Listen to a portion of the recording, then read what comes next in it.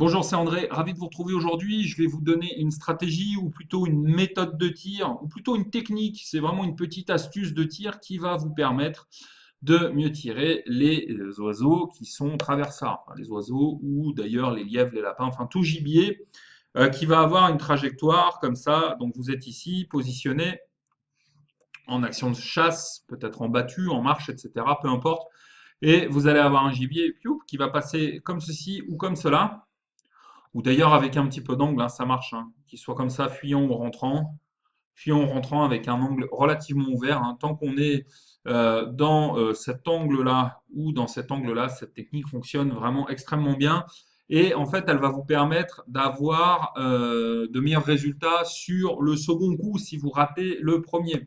Alors, c'est une technique avancée, donc c'est pas pour tout le monde. Si vous êtes vraiment chasseur peu expérimenté, quittez cette vidéo, c'est pas grave.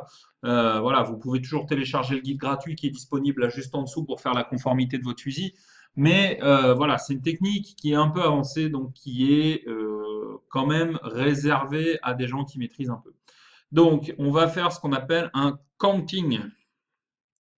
C'est incliner le fusil. Donc, c'est un truc le gun canting, c'est le nom qu'on trouve dans la littérature anglophone.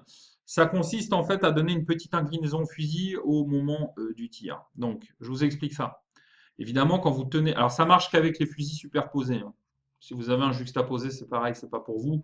Si vous avez un semi-auto, c'est pareil, c'est pas pour vous. Mais si vous avez un superposé, vous pouvez utiliser cette technique. Donc, quand on regarde un fusil superposé de face, on a ça, quoi.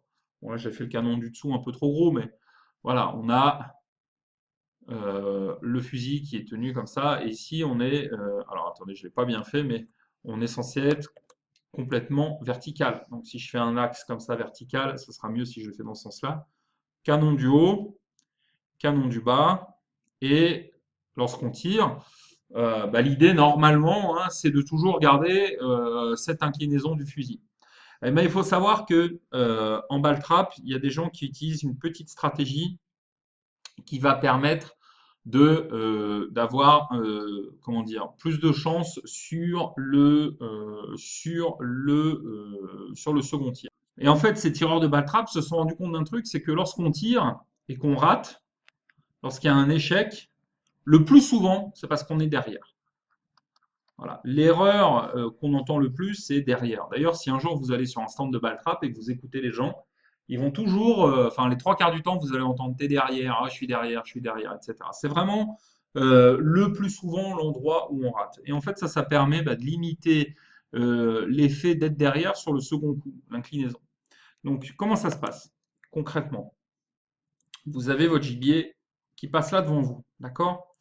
Et bah, vous êtes ici, et vous tirez sur le gibier, vous tirez le premier coup, vous ratez. Le gibier, bien sûr, il continue sur sa trajectoire, donc il continue à s'éloigner. Eh bien, l'astuce, en fait, elle va ah zut, je trouve plus mes mots. L'astuce, elle consiste, ça y est, elle consiste tout simplement à donner de l'inclinaison au canon pour avoir un rattrapage supérieur sur le gibier. Étant donné qu'on rate le plus souvent derrière, cette astuce permet de remettre un petit coup en plus devant. C'est-à-dire que là, le tireur, eh bien, sur le second coup, il va incliner ses canons. D'accord? Le tireur, sur le second coup, va incliner ses canons.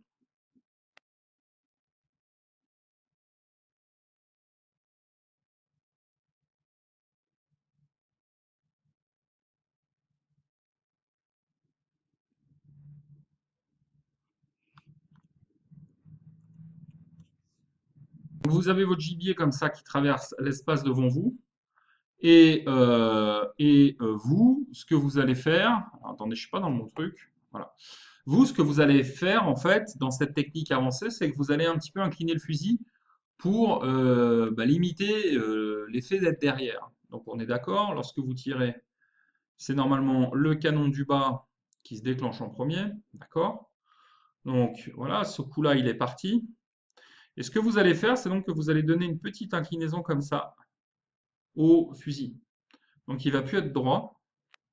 Donc c'est la main avant qui va travailler, hein.